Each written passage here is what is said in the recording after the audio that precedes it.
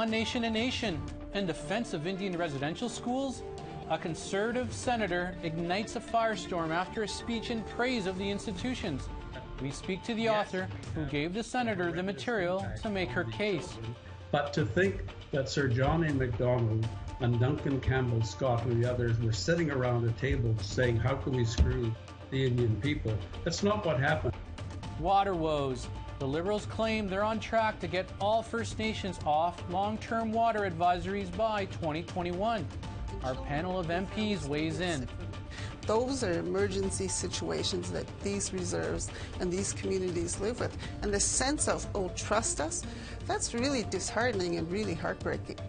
And NDP leadership candidates are out of the gates. We speak with Charlie Angus. This is NationToNation. I'm Jorge Barrera. The federal Liberal government provided an update today on their work in fixing First Nations drinking water.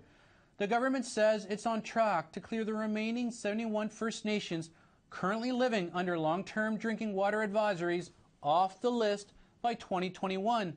But that update was overshadowed by comments made by Conservative Senator Lynn Beyak, who complained there was not enough focus on the good done by Indian residential schools. Joining us now to talk about these two issues is NationToNation's MP panel.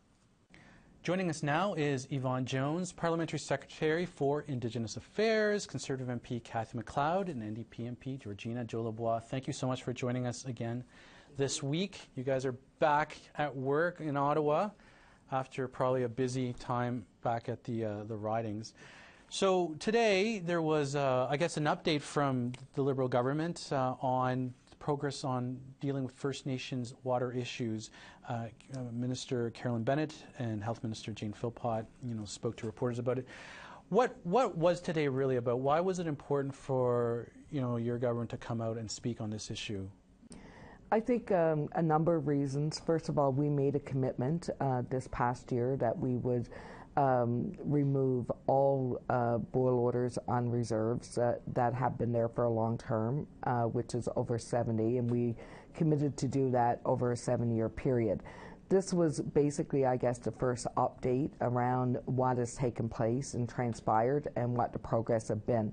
So while of the long-term boil orders, and when I say long-term, a lot of them have been in place for 10 and 20 years. I mean, they didn't just materialize in 2 or 4 years. There has been progress made, and 18 of those have been removed. But the government's commitment still stands, and that is to remove all communities to ensure safe water, drinking water in all of those communities within the 5-year period. Okay, so what came out today was that the government saying, right now there's 71 long-term drinking water advisories in First Nations. We're going to get them all off the books by 2021. But that happens to be the year after the next federal election. I'm just wondering, they're asking us to trust them. Should we, Cathy? I think, first of all, they are spending less per year on fixing this issue than we actually committed to. Improving the water systems is absolutely essential, and I certainly applaud the commitment by the government to get this done. I think what we need to be doing is right before the next election saying, if you're not 90% there, then you failed in this promise. So, I'm going to give them the benefit of the doubt. I know it's important. I wonder, have they committed enough money to get the job done? But I think another thing that we're not talking about as much as we should is, I know of one community where there was significant dollars spent in terms of getting a system there, getting it started. And what happened was the people that were trained to operate had job offers in other communities for more money. So we need to do more than just create and fix systems. We need to look at how we maintain them, how we train operators. So it's a big issue, and it's not just about the money for the capital investment. It's about having operation of these systems in the long term. Now, Georgina, according to the stats that came out today, there's 13 drinking water advisories in Saskatchewan. I'm just wondering, what are you hearing? And if you can pick up with what Cathy said, instead of setting something up for the future. But it really does bother me, and what really bothers me is that the sense of urgency, the lack of sense of urgency from the federal government. 2021, we want to trust them. In the meantime, on the reserve levels and the community levels, when you turn on the tap, people do get tired of seeing brownish material coming out of the tap. And people cannot drink it, people cannot cook it using the water, and they cannot bathe from it. And children and families do get sick from it. Those are emergency situations that these reserves and these communities live with. And the sense of, oh, trust us, that's really disheartening and really heartbreaking. No sense of urgency. We got to wait 5 years to have clean water. Why should a family wait 5 years? Hopefully we can do it in 3 years, but the commitment is to make sure that all First Nations have clean drinking water within that 5-year period. It's a huge undertaking and a huge commitment and a necessary one. We saw it as an important issue, and that's why we moved it up to the Prime Minister said, we're going to lift 2% cap. We're going to fix everything by this and such a time. Yeah, and that's what we're doing. We're negotiating right now with all First Nations. The reserves are really struggling, and they need that emergency. They need clean drinking water. But to get back to the water situation, there's nothing more important to anyone in this country than having safe drinking water. And the fact that these boil order advisories have went on for a long time is unfortunate, but we have a commitment to fix them and to do it within a certain time frame. The other thing as well, I want to pick up on what Ms. McLeod said, because she made a very valuable point, and that is that a lot of the systems that were installed in First Nations communities, not unlike a lot of other small communities, are very sophisticated water systems and operational systems where they have not always trained people to use them effectively. So a lot of the boil orders that we're seeing throughout communities is the fact that many of the treatments aren't being done properly or regularly, or there isn't particular training made available. These are all steps to getting to a cleaner, safer drinking supply of water in all of these communities. So it's not a mechanical fix. It's not just the government writing a check, ordering a piece of equipment, and installing it. There's a lot more complexity to ensuring the safe drinking water in all First Nations and in any communities that requires a bit more effort than that. But and that's where we are right now. But are you seeing the words match the actions on the ground in your riding, Cathy? I mean, you said what needs to be done. Where are you seeing? So I am really hoping. It was interesting. I was at the airport and I ran into someone who is responsible for small rural remote water systems off reserve, and she had some amazing insight in terms of the challenges that she's facing, and I think that's got to be a focus, because when I know that we've put, certainly when we were in government, a number of millions of dollars into a system, then to find out that it's not working properly, that's a huge concern. And so not only do we need the capital investment in water, and as I say, we'll look towards what capital investments have been made, and I think fairly before the next election, not after the next election. Have they made substantial progress? But more importantly, have we got a structure in place, training in place, and again, to have these people sort of trained, and then of course get offered jobs that really pay more money. Municipalities have been going through similar processes with Walkerton, North Battleford and Walkerton drinking situation, and therefore municipalities on a very small budget have been working with all levels of government to ensure that even the chemicals that go into the water to make it clean drinking water, communities cannot afford fluoride because it is very expensive. Reserves across Canada, again, when people turn on the drinking water, they see brownish material and they cannot drink it. They cannot cook from it. That's where the local First Nations are at, and they need water right away. Even clean drinking water is not provided. This is nonsense, and it's very heartbreaking. It's very disheartening. Okay.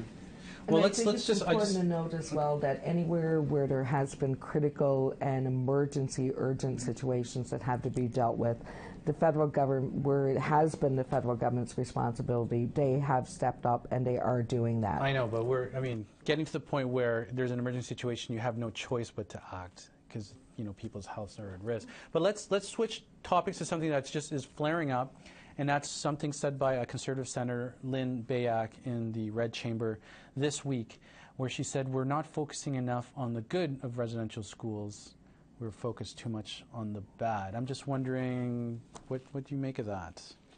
Well, I was really disturbed by the comments that she made in general, and I think for Indigenous people, this has been one of the saddest, darkest chapters in the history of Indigenous people in Canada.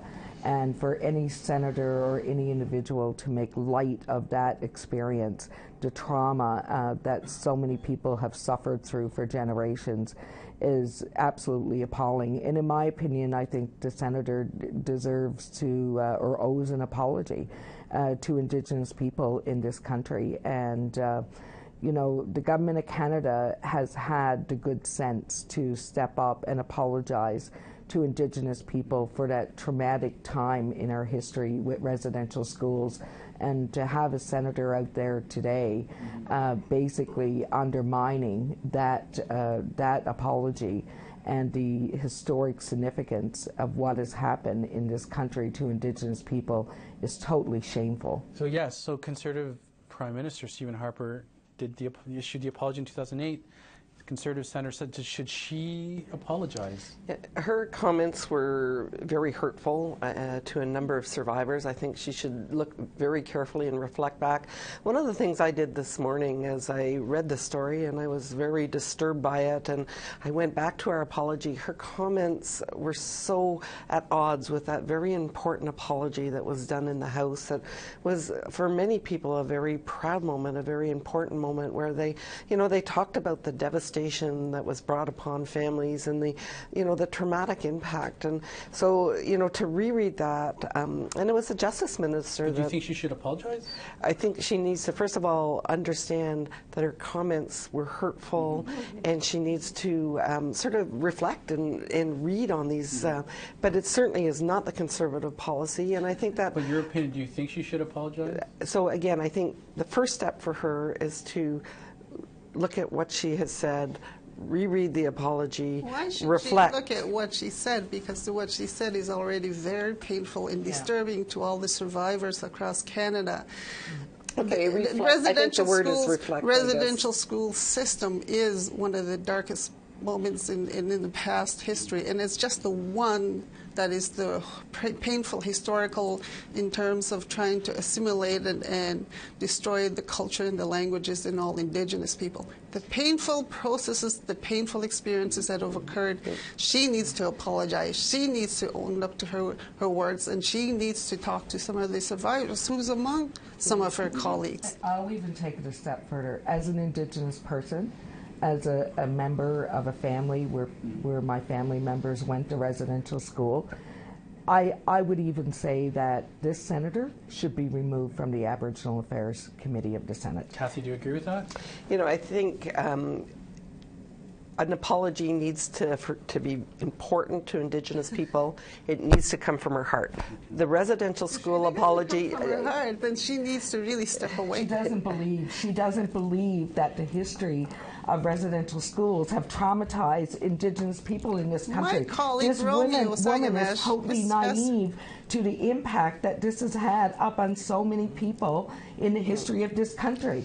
We've had Canada apologize to Indigenous people. Why do we have a senator sitting making decisions on a standing committee of Aboriginal affairs regarding Aboriginal people? Yes. When she's so insensitive to the step culture away. and the history.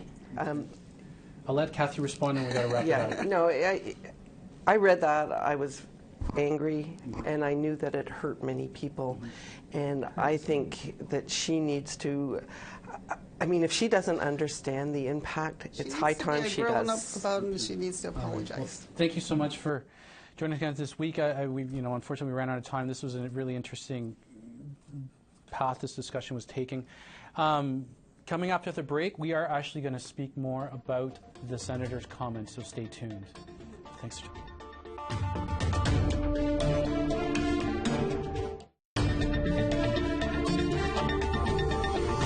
This is NationToNation. I'm Jorge Barrera. Senator Lynn Beyak triggered a firestorm this week after she said during a speech in the Senate that not enough emphasis was being placed on the good done by Indian residential schools. During her speech, Beyak quoted extensively from author Robert MacBain, who recently penned a piece in a Winnipeg Free Press arguing against renaming the building housing the Prime Minister's office, which is currently named after Hector Louis Langevin, who is considered one of the architects of the residential school system. Joining me now is Robert MacBain. Robert, thanks so much for joining us. Thank you very much for having me on. I appreciate the opportunity. So I guess we'll begin this discussion with the famous question, what's in a name? And for you, you don't want to see the name change of the Prime Minister's office from Langevin Block, which is right now being pushed. What are the reasons for you wanting to keep this name? Well, for one of the problems is that the motivation is because they say that he was the architect of the Indian residential schools, which he most definitely was not, because the schools predate John MacDonald and Langevin by about 30 or 40 or 50 years. But he was the architect in the sense of pushing for state, sponsorship and operation of these schools through, eventual partnerships with the churches and things. I mean, there's a difference between the state taking it over and these individual missionary groups, setting up schools here and there. This became a national policy. Well, actually, no, the state did not, because from the research that I did, there was no difference between the way the schools were operated prior to Confederation than after. In fact, you'll find Indian Affairs officials constantly complaining about the fact that the principals wouldn't listen to them. But, after the TRC has, delved into all this, we've seen what the effects of these schools actually, what it was, and the total shattering of, the family unit, the dispossession of culture. I mean, there is, it's hard. I guess the argument for changing the name, taking Langevin's name off the Prime Minister's office, is because of the role he played in the creation of something that amounted to, as Senator Murray Sinclair has said, and even the Supreme Court Chief Justice was cultural genocide. Well, let's say we really were going to devise a scheme, Sir John A. Macdonald and his colleagues, to totally annihilate the culture of the Native people. Why would we only have 1 out of 3 children in the residential schools? Most of the children were in day schools. In fact, 68.9%, according to the TRC, were either in day schools or in boarding schools on the reserves. Yeah. I hear you, but there was over 150,000 children put through, residential schools, and thousands died at these schools, and many of them, we still don't know what happened to them. I mean, there is no, and I think, Senator Sinclair, as you know, like your research, I mean, this all comes from a letter that you had, a column you had published in a Winnipeg paper, and Senator Lynn Beyak quoted you in the Senate this week, basically saying, you know what, let's forget it, stop worrying about the past and move forward. And Senator Sinclair actually said he was shocked by some of the things that Senator Lynn Beyak was saying. Well, let me clarify one thing. I would never, ever be an apologist for the appalling residential school system. My book is dedicated to Brian Tuesday from up in Big Grassy Narrow, whose life was totally devastated by the residential schools. My concern is that, yes, we have the horrendous impact on the children, but to think that Sir John A. Macdonald and Duncan Campbell Scott and the others were sitting around a table saying, how can we screw the Indian people? That's not what happened. It was a church-initiated and operated system. And they really did believe that bringing eternal life, etc., to the kids, which I don't believe in, but bringing them the gospel, etc., was good for them. And that's why, at the time of the treaties, there were thousands of Aboriginals who had converted to either the Anglican faith or the Roman Catholic faith. They were Christians. Okay, well, thank you so much for taking the time to talk to us about this issue. And it's not going to go away because, Senator Lynn Beyak's speech in the Senate did cause some discomfort in the Senate, I've been told. And we should expect a response forthcoming for some of the positions that were taken and some of the arguments that were built on what you just chatted about. So I'm sure we're going to be hearing more about this. So thank you so much. Thank you very much. Take care. When we return, NDP leadership candidates are off and running. We speak with one of them after the break.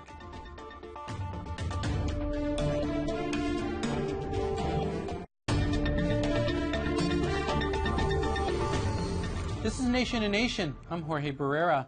NDP MP Charlie Angus recently gave up his role as critic for Indigenous affairs to run for the leadership of his party and replace Tom Mulcair. Angus is currently one of 4 declared candidates in the leadership contest that will see a new leader elected by late October.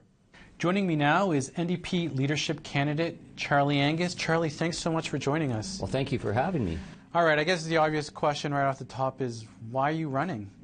We're going to mix things up. We have a real opportunity right now in Canada, I think, to start laying out a vision of what a better country looks like. And also, I mean, after the election of Trump, the idea that people like Kelly Leach and Kevin O'Leary can walk around pretending that they're the voice of ordinary Canadians, I didn't come this far to sit back and watch that kind of spectacle happen. So we're going to get in it, we're going to talk to Canadians, and we're going to try and engage people in what I think is a really important time for revitalizing politics in this country.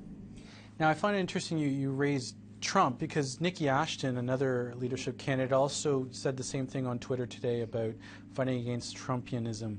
So, you know, what is the difference between you and the people you're running against for this leadership? Is there anything that really separates your positions from any of theirs, or will? Well, my priority is to renew our party, and I want to work with my colleagues, and I'm going to learn from them, and hey, I'm going to probably steal a lot of their ideas because I really respect all of them. This is not to be in opposition to each other, but this is to put forward what's a vision that's pragmatic. And I have enormous respect for the work Nikki's been doing on her issues. To me, I don't feel that we need to be anti-Trump. We need to stand up for the values of Canada. And it's really important because he has plunged the world into a period of complete political uncertainty. And there is a role for Canada to play. It's not to be, you know, Donald Trump's poodle, or not to be shaking our fist at him, but to say we have interests with the Americans, we will work with the Americans, but we also have moral and international obligations, and this is a time to show what a vision is that's an alternative to the hot-button politics that the right are increasingly moving towards. So what's your next step in your campaign? Where are you heading off to now? I will be down in southwest Ontario this week, where we see 600 jobs being taken away and shipped to Mexico, and the Prime Minister haven't said a peep about that. You know, we have tools in our toolbox to protect jobs in this country. We give enormous amounts of money to corporations, and I don't have a problem giving loans and guarantees and whatever. But what's the commitment to Canadians that you're actually going to invest in us and give us a better opportunity? So I want to meet with those workers and talk with them.